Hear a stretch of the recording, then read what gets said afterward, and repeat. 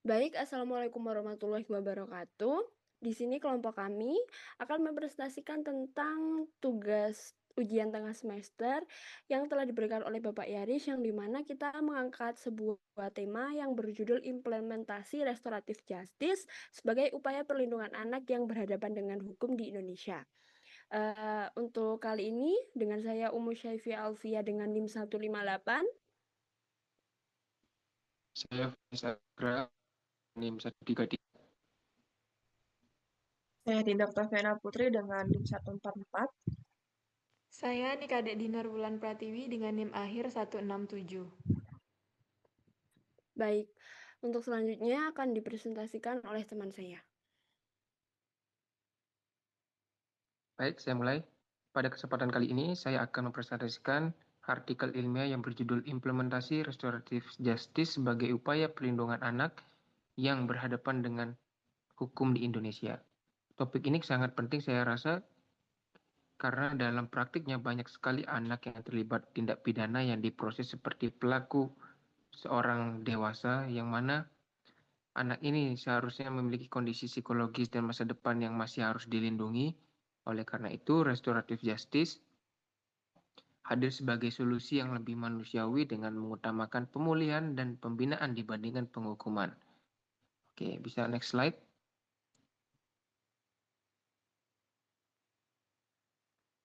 Halo, bisa next slide. Oke. Anak merupakan generasi penerus bangsa yang memiliki hak untuk mendapati perlindungan itu sendiri, termasuk ketika anak berhadapan dengan hukum baik secara sebagai dia pelaku, korban maupun saksi tindak pidana itu sendiri. Namun dalam prakteknya, anak yang melakukan tindak pidana ini sering sekali diperlakukan seperti kriminal-kriminal orang dewasa seperti itu. Hal ini kan menimbulkan berbagai dampak negatif, tekanan psikologis, rasa takut, bahkan stigma dari masyarakat yang sangat buruk kepada anak itu sendiri. Selain itu, apabila anak ini dipenjara, maka anak dapat kehilangan kesempatan pendidikan, mengalami gangguan perkembangan mental, sosial, serta sulit diterima kembali di lingkungan masyarakat maupun di teman-temannya. Nah, oleh karena itulah diperlakukan suatu pendekatan yang tidak hanya fokus pada penghukuman, tetapi juga memperhatikan perlindungan dari masa depan anak itu sendiri, yaitu melalui pendekatan restoratif justice ini. Oke, masuk selanjutnya.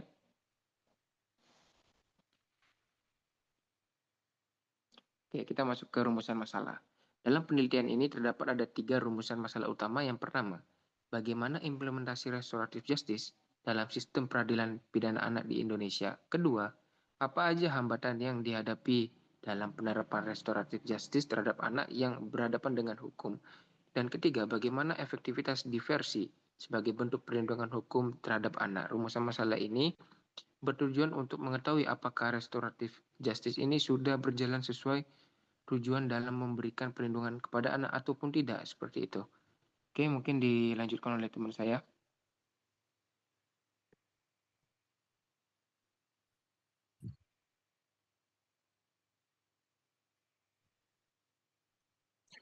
Ya, di sini ada metode penelitian, yaitu di mana penelitian ini menggunakan metode normatif, yang artinya penelitian dilakukan dengan menelaah aturan hukum, teori, dan literatur yang berkaitan dengan restoratif justice. Nah, pendekatan yang digunakan ada dua, yaitu pendekatan perundang-undangan atau statute approach dan pendekatan konseptual. Nah, bahan hukum primer berdasarkan dari Undang-Undang Nomor 11 Tahun 2012 tentang Sistem Peradilan Anak. Sedangkan bahan hukum sekunder diperoleh dari jurnal, buku, artikel ilmiah, dan hasil penelitian terkait restoratif justice. Next. Nah, di sini ada slide pengertian restoratif justice, yang dimana penyelesaian perkara pidana dengan melibatkan pelaku, korban, keluarga pelaku, dan masyarakat untuk bersama-sama mencari penyelesaian yang adil. Nah, pendekatan ini lebih mengutamakan pemulihan keadaan semula dibanding pembalasan terhadap pelaku ke korban tersebut. Nah, dalam Undang-Undang Nomor 11 Tahun 2012 tentang Sistem Peradilan Pidana Anak atau Restoratif Justice diatur dalam pasal 1 angka 6, yaitu penerapan restoratif justice dilakukan melalui mekanisme diversi, yaitu pengalihan penyelesaian perkara anak dari proses peradilan pidana formal menuju penyelesaian di luar pengadilan. Next. Nah, di sini ada slide tujuan diversi. Tujuan diversi yaitu yang pertama, untuk mencapai perdamaian antara korban dan pelaku. Yang kedua, menyelesaikan perkara di luar proses pengadilan, sehingga itu anak tidak harus menjalani proses pidana secara formal. Yang ketiga, menghindarkan anak dari penahanan dan pemenjaraan yang dapat berdampak buruk bagi perkembangan mental anak. Nah, selain itu, diversi juga mendorong partisipasi masyarakat dalam penyelesaian perkara anak serta menanamkan rasa tanggung jawab kepada anak atas perbuatannya. Next. Kemudian ada implementasi dari restoratif justice. Nah, dalam praktiknya seringkali RJ ini dilakukan melalui musyawarah yang melibatkan antara pelaku, korban, keluarga, kedua belah pihak, aparat penegak hukum, yaitu ada pembimbing ke masyarakat, serta pekerja sosial. Nah, dalam proses tersebut, korban diberikan kesempatan untuk menyelesaikan kerugian atau penderitaan yang dialami. Sementara itu, pelaku didorong untuk mengakui kesalahan dan bertanggung jawab atas perbuatannya. Nah, beberapa bentuk penyelesaian RJ itu antara lain yaitu mediasi antara korban dan pelaku, kemudian ada serta pelayanan masyarakat. Nah, melalui pendekatan ini, anak tidak dipandang hanya sebagai pelaku tindak pidana, tetapi juga sebagai individu yang masih memiliki kesempatan untuk dibina dan diperbaiki. Next, yang dijelaskan oleh teman saya. Baik, setelah tadi kita mendengar tentang bagaimana pengertian dari restoratif justice, lalu tujuan dari restoratif justice, maka di sini saya akan membahas tentang manfaat restoratif justice sendiri bagi anak, yang dimana sebenarnya penerapan restoratif justice ini memberikan banyak manfaat bagi anak yang berhadapan dengan hukum, dikarenakan pendekatan ini dianggap lebih manusiawi. Karena tidak hanya melihat anak sebagai pelaku tindak pidana, tetapi juga melihat anak yang memiliki masa depan dan masih dapat dibina.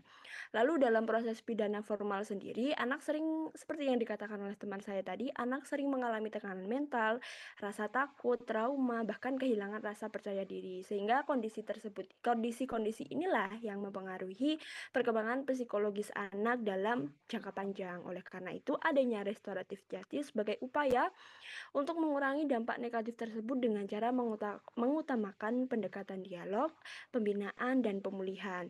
Lalu melalui restoratif justice sendiri, anak dapat terhindar dari penahanan maupun pemenjaraan, yang dimana ini sangat penting karena lingkungan penjara sendiri seperti yang kita ketahui adalah memberikan dampak yang pengaruh buruk terhadap perkembangan anak, sehingga karena anak ditempatkan di lingkungan bermasyarakat beresiko, yang dimana itu anak-anak dapat meniru perilaku negatif dari narapidana lain serta mengalami stigma sosial setelah keluar dari penjara.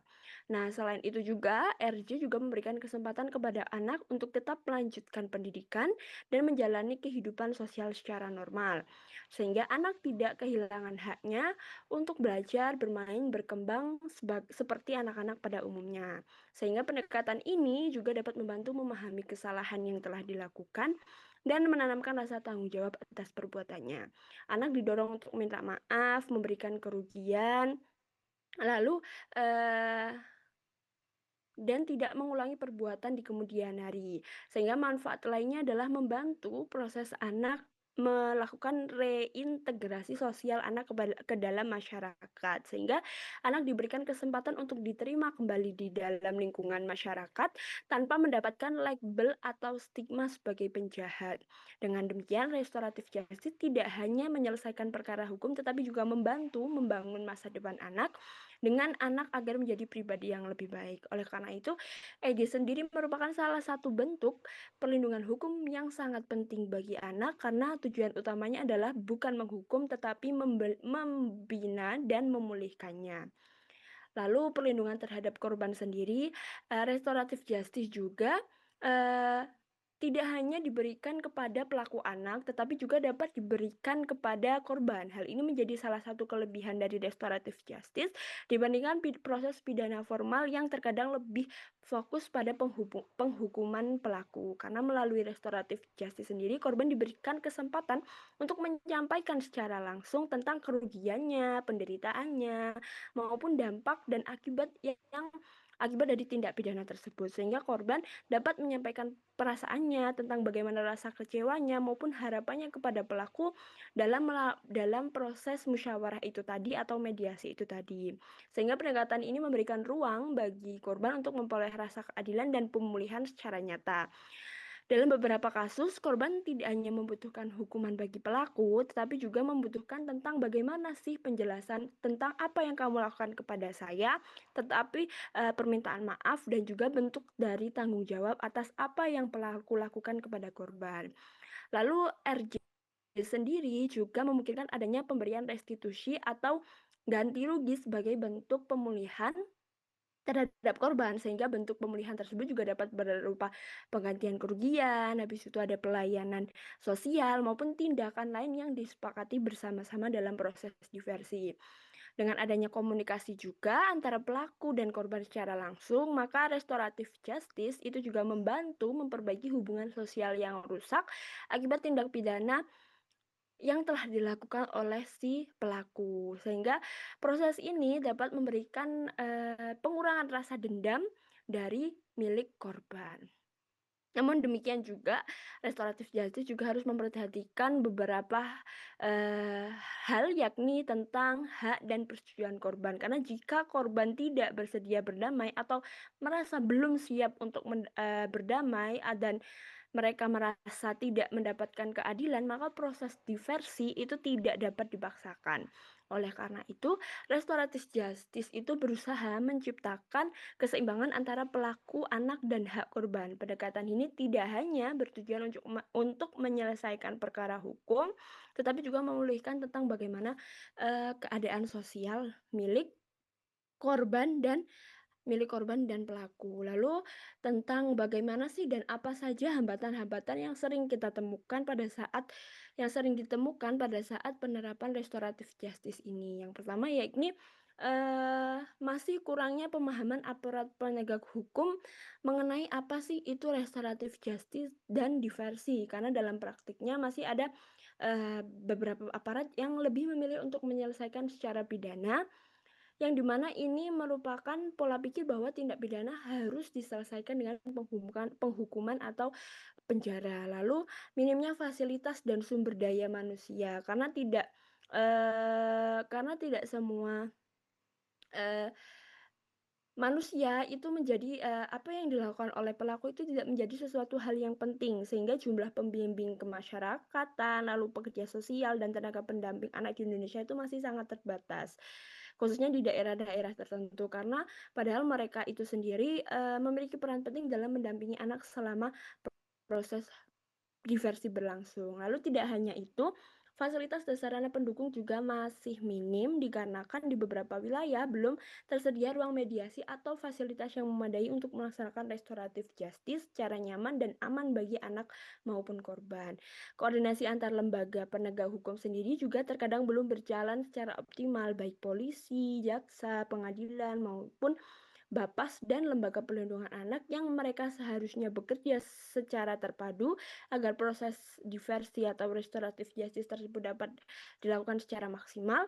Namun dalam praktiknya masih ditemukan banyak perbedaan dan pandangan prosedur antar lembaga sendiri, sehingga selain faktor internal sendiri juga terdapat pula hambatan dari lingkungan sosial anak setelah menjalani proses hukum, yakni anak-anak sering sekali mendapatkan mendapatkan stigma atau stigma negatif dari masyarakat, yang dimana anak-anak yang melakukan tindak pidana sulit untuk diterima lagi di lingkungan sosialnya, sehingga kondisi tersebut sangat mempengaruhi tentang bagaimana mental anak tersebut di kedepannya nanti. Lalu oleh karena itu diperlukan upaya bersama Untuk meningkatkan suatu efektivitas restoratif justice, baik melalui pelatihan aparat, penegak hukum, peningkatan fasilitas, sosialisasi kepada masyarakat, maupun penguatan kerjasama antar lembaga, yang dengan demikian maka dapat diwujudkannya restoratif justice sebagai upaya perlindungan anak dalam menghadapi suatu permasalahan hukum dengan maksimal.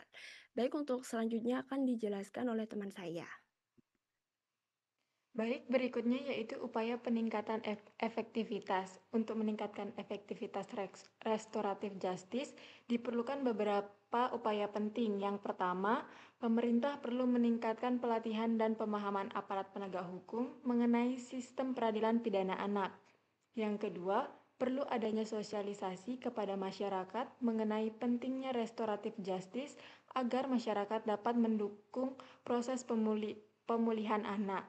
Yang ketiga, perlunya kerjasama antara pemerintah, keluarga, masyarakat, balai permasyarakatan, atau BAPAS, serta lembaga perlindungan anak agar proses diversi dapat berjalan optimal.